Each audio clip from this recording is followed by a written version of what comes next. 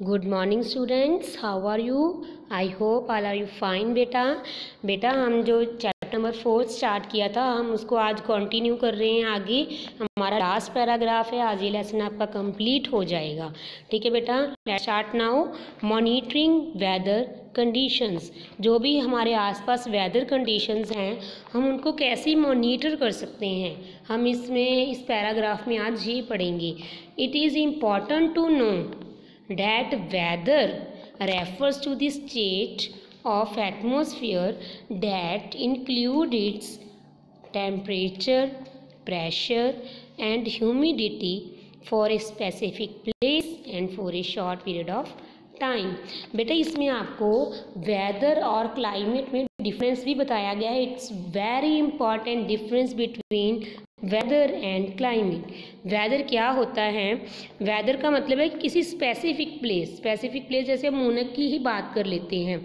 मूनक में आज टेम्परेचर कितना है, एयर प्रेशर कितना है, ह्यूमिडिटी कितनी है, मतलब इस time short period of time, मतलब आज के दिन की अगर हम बात करें तो ये क्या हम इसको कहेंगे वेदर। ठीक है बेटा, शॉर्ट पीरियड ऑफ टाइम, किसी स्पेसिफिक प्लेस के लिए शॉर्ट पीरियड ऑफ टाइम के लिए जो टेम्परेचर होता है हम उसको कहते हैं वेदर। वेदर में change in different places of the same city और लोकेलिटी। वेदर चेंज हो सकता है अलग अलग सिटी में, अलग अलग लोकेलिटी में। हो सकता है हमारे जहाँ बारिश हो रही हो और हमारे जो आसपास गांव है, हमीरगढ़ हो गया, जहाँ पातड़ा मतलब जो शहर, वहाँ पर ना हो रही हो। कि वेदर ये नहीं है कि सभी जगह सेम रहेगा, ये डिफरेंट प्लेसेस में अलग अलग भी हो सकता है। लेकिन ये तो गया हमारा वेदर का। वेदर में हमने क्या पढ़ा? शॉर्ट पीरियड में एक स्पेसिफिक प्लेस के टेम्परेचर को हम कहते हैं वेदर, और ये प्लेस टू प्लेस जो है अलग अलग हो सकता है। अब हम पढ़ते हैं क्लाइमेट के बारे में। Climate refers to the atmospheric condition that includes temperature. Climate में भी क्या आ जाता है? टेम्परेचर, रेनफॉल, प्रेशर, लेकिन उसमें शॉर्ट पीरियड ऑफ टाइम था, यहाँ पे क्या है? Long period of time. ठीक है, और वो क्या था? स्पेसिफिक एक प्लेस के लिए था, लेकिन ये क्या है? एक लार्ज एरिया के लिए। जैसे हम अगर इंडिया के क्लाइमेट की बात करें तो वो कैसा है? मॉनसूनल, मतलब कि मानसून है यहाँ पे, मतलब गर्मियों में गर्मी होती है और सर्दियों में सर्दी होती है।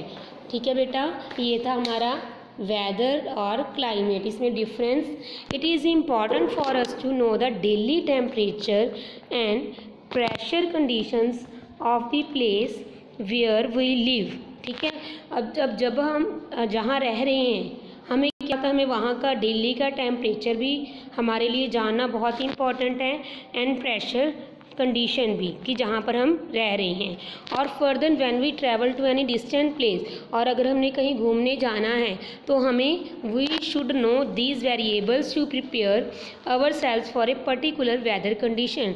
तो हमें ये भी पता होना चाहिए कि वहाँ का वेदर कैसा होगा। यहाँ तो गर्मी पड़ रही है, अगर हम शिमला घूमने जाते हैं वहाँ का वेदर कैसा है? ठंड पड़ रही है, तो हम उसी हिसाब से कपड़े लेके जाएंगे।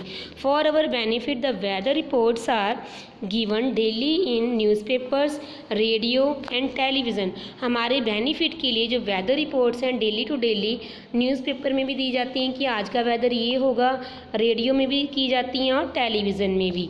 इट इंक्लूड्स ऑल इन्फॉर्मेशन, और जो रेडियो, टेलीविज़न या न्यूज़पेपर में जो भी न्यूज़ आती हैं, इसमें हमारी सारी इन्फॉर्मेशन होती है regarding atmospheric conditions like forecast of temperature. अब तो देखो, जैसे अब तो टेक्नोलॉजी बहुत फास्ट हो गई है, अब हम डेली के डेली मोबाइल पर, कंप्यूटर पर भी निकाल के देख सकते हैं कि आज की वेदर कंडीशन क्या होगी, आज बारिश आएगी या नहीं आएगी, humidity, rainfall, velocity, sunrise, sunset, मतलब ये सारी इन्फॉर्मेशन हमें पहले ही पता चल जाती है। These are useful to all of us in different ways, और जो ये इन्फॉर्मेशन हमें पहले ही मिल जाती है, ये हमारे लिए बहुत यूज़फुल है। And we should make it our habit to read the weather report on daily basis. और अब तो ये हमारी हैबिट ही बन गई है कि हम डेली बेसिस पर जो वेदर और क्लाइमेट है वो चेक करते हैं कि आज का मौसम कैसा रहेगा, आज कितनी गर्मी पड़ेगी या बारिश होगी। ठीक है बेटा, और ये हमारा जो चैप्टर कंप्लीट हो गया है, लेकिन अब हम कीवर्ड्स भी किया करेंगे। ठीक है बेटा, तो इस चैप्टर के कीवर्ड्स हैं हमारे global warming, a gradual increase in the overall temperature of the earth's atmosphere.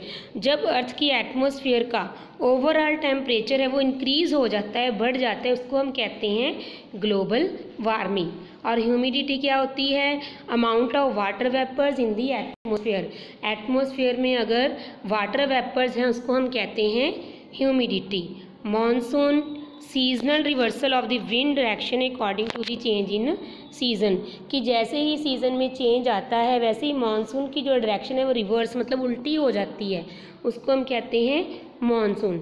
और फोटोसाइंथेसिस तो सबको पता ही है, plants observe carbon dioxide in the process of sunlight and turns that energy into food. ठीक है, प्लांट्स जो है कार्बन डाइऑक्साइड ऑब्जर्व करते हैं, सनलाइट को भी यूज़ करते हैं और इसको किस चीज़ में टर्न कर एनर्जी को टर्न कर देते हैं? फूड में। मतलब फूड बनाने की प्रोसेस को, जो प्लांट्स फूड बनाते हैं in the presence of carbon dioxide, sunlight, उसको हम कहते हैं फोटोसाइंथेसिस। ठीक है बेटा, अब से आपने अपनी कॉपी में भी कीवर्ड्स हैं वो राइट डाउन करने हैं। पहले कीवर्ड्स लिखोगे, उसके बाद आप जो है अपने क्वेश्चन आंसर है वो स्टार्ट करोगे। ठीक है बेटा, ओके बेटा, बाय।